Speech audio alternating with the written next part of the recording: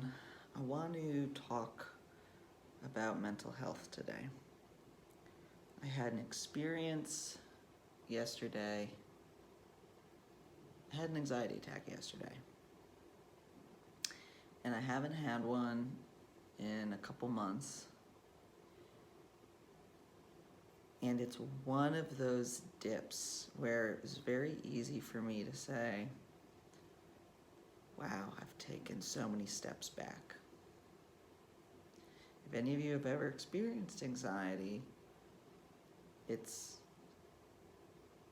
not just a flood of thoughts, usually negative in nature, heavily worrying, fear-driven.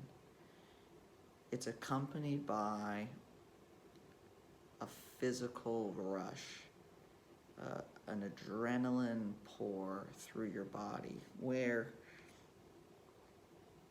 you vibrate and you feel numb, and it's complete physical overwhelm. This is what leads to the more intense version, the panic attack, where you can actually black out. I've only had a couple of those in my life, and that's when I was going through really deep grief and fear of loss.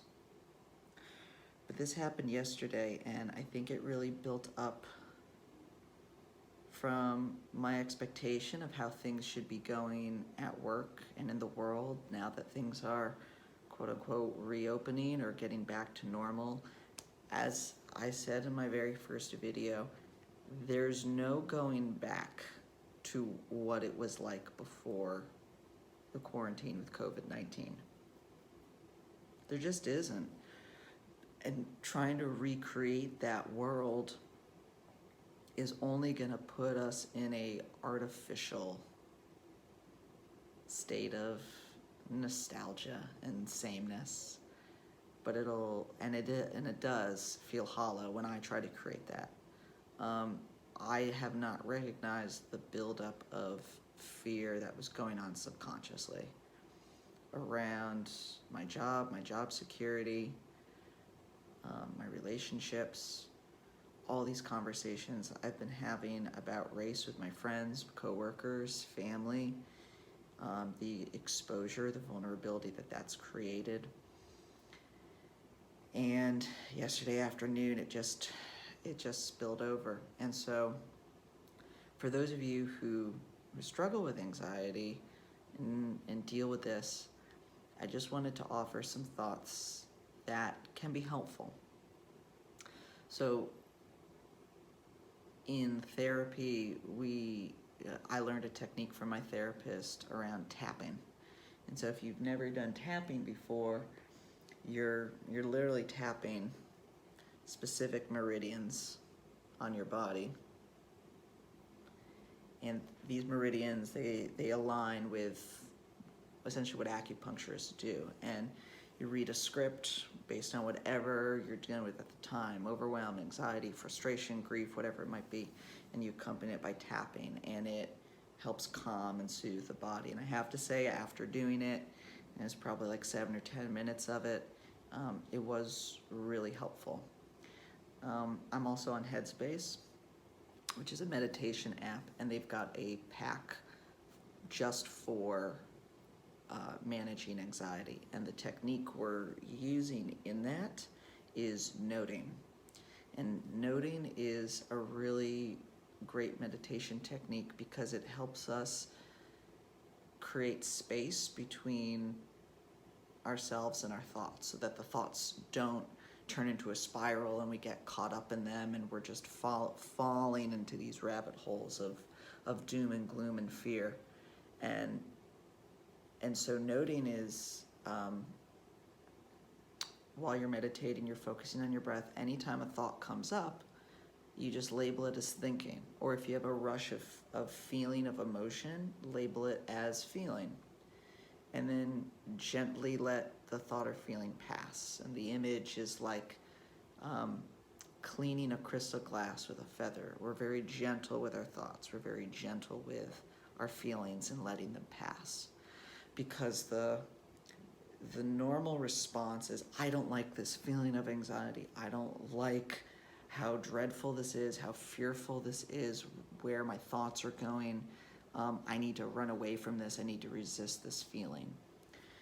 And so through tapping and meditation, those are some techniques to just get through the initial surges of anxiety, to calm the mind, calm the body a little bit so that the adrenaline can rush out or disperse a little bit. But the biggest thing I've had to learn about this is that anxiety doesn't go away. You can't meditate mental health away, or mental health problems away. What we can do is change our relationship with the feeling and the sensation.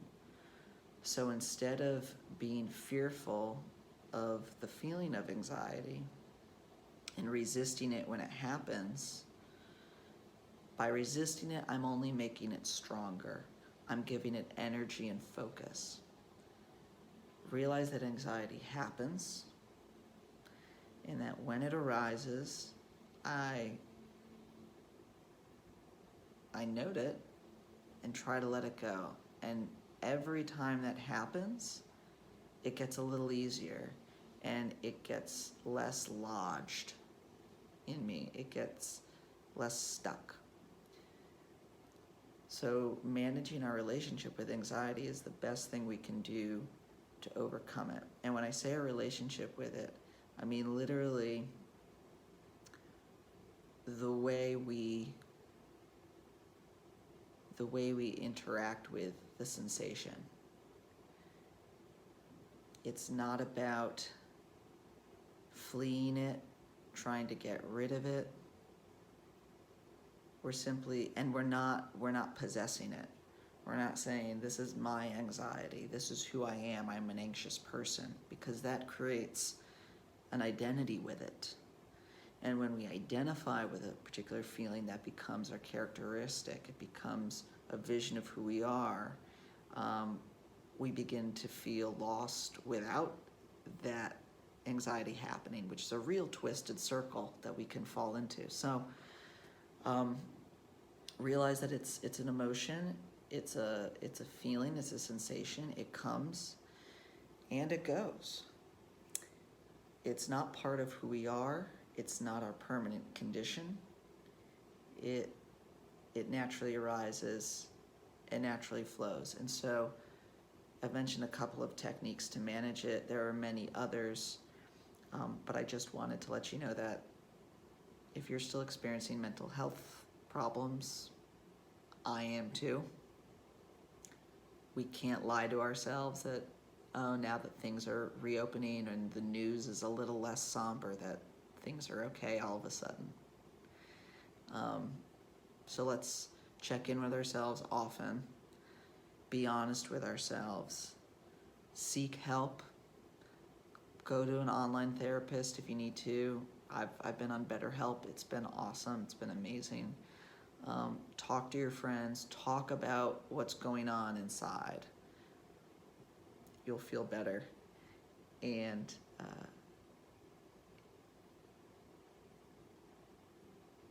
we're all in this experience together. So if you have questions, if you want to leave a comment, if you need help, if you need someone to talk to, just reach out to me, and I'm more than happy to talk you through it, and see what we can do.